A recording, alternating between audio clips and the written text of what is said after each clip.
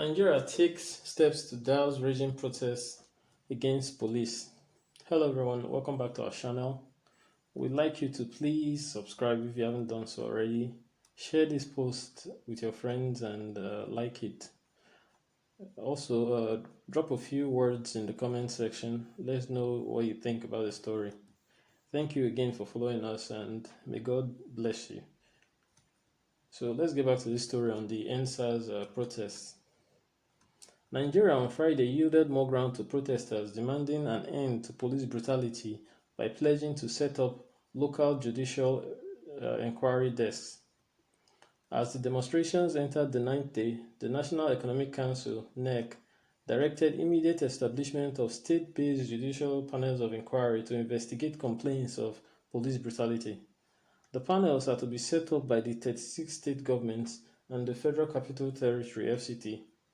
A dispatch from a meeting of the NEC, chaired by Vice President Yemi Osinbajo and the 36 state governors in attendance, said, "The panel, in line with one of the protesters' demands, will look into allegations of extrajudicial killings and deliver justice for all victims of acts of the dissolved Special Anti-Robbery Squad, SARS, and other police units." The NEC specifically directed state governors and the FCT minister to take charge of interface and contact with the protesters in their respective domains. The judicial panels are made up of youth representatives, students, and civil society organizations and will be chaired by a respected retired state high court judge. The panel's assignment will be concluded in a maximum of 6 months unless it gives convincing reasons for the state governor to allow an extension, the NEC said. On human rights, there will also be a human rights public complaints team of 2 to 3 persons that will continually receive complaints. That team will be established by the Special Committee on Security and Human Rights and liaise with the security agencies in finding resolutions to complaints or guiding parties. The council also directed governors to immediately establish a state-based Special Security and Human Rights Committee to be chaired by the governors to supervise the newly formed police tactical units and all other security agencies located in the states. The idea of the Special Security and Human Rights Committee in all states of the Federation and the FCT was adopted to ensure police formations and other security agencies in the state consistently protected human rights. Members of this special committee will include representatives of youths and civil society. The head of police tactical units in each of the states will also be a member of the committee. The NEC further directed all state governors to immediately establish a victims fund to enable payment of monetary compensation to deserving persons. On SARS officers now.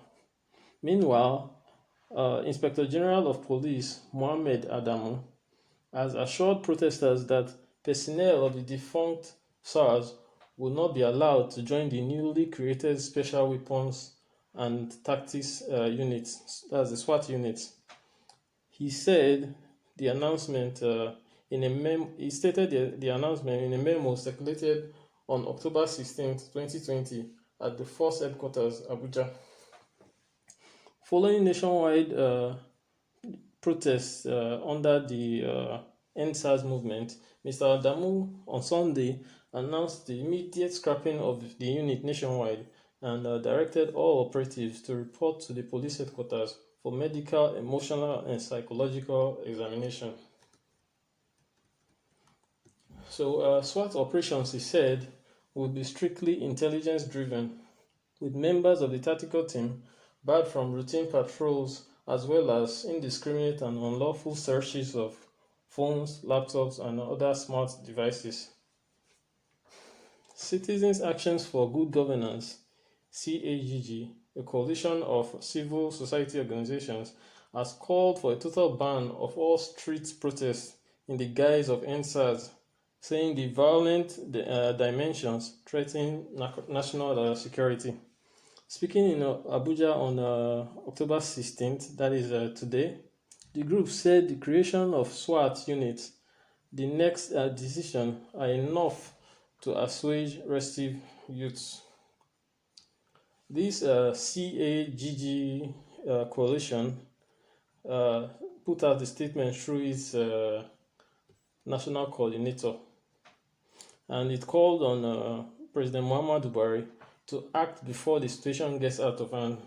Meanwhile, the Nigerian army says it will not tolerate the hijacking of peaceful protests by miscreants and politicians.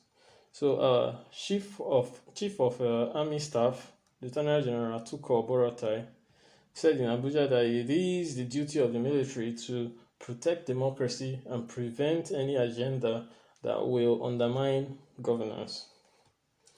So this is the story. The government, after holding a National Economic Council meeting in Abuja that was chaired by the Vice President, attended by the 36 state governors and some other dignitaries, they've come together and put certain plans in place that there will be a state-by-state committee to handle issues that relates to police brutality and human rights abuse. They will set up compensation panels. They will set up special courts to handle issues like this that will be shared or judged by maybe a retired state high court judge and supervised by the state governor. So these are some of the demands that the protesters have made that should be taken care of. But we'll see how most of these are implemented. Then at the end of this story, we saw one coalition coming out of nowhere, calling itself Citizens Actions for Good Governance. Where did that even come from? So they are saying that the EndSARS protest is a threat to national security or whatever. Seriously, people are dying for nothing every day, and you're talking about national security. There's Boko Haram in the north, bandits killing people left, right, and center in the middle belt and in the north, herdsmen killing people from the north all the way to the south. We had not heard anything from Citizens Action for Good Governance or whatever their name is. But common protest, peaceful protest, is now a threat to national security. We can just see the lengths these politicians will go to discredit protests in our country. And it's truly shameful that men of their stature, we can't even say men of their stature anymore because they all look like nothing to most of us right now with their conducts, that they will pay thugs to disrupt peaceful protesters, that they will set up false NGOs like Citizens Action for Good Governance to come out and say all kinds of rubbish to end the protest. Let's see what will happen next. Thank you for listening to us. Please let us know what you think about this story in the comment section. Thank you for spending your time with us. God bless you. Have a good day.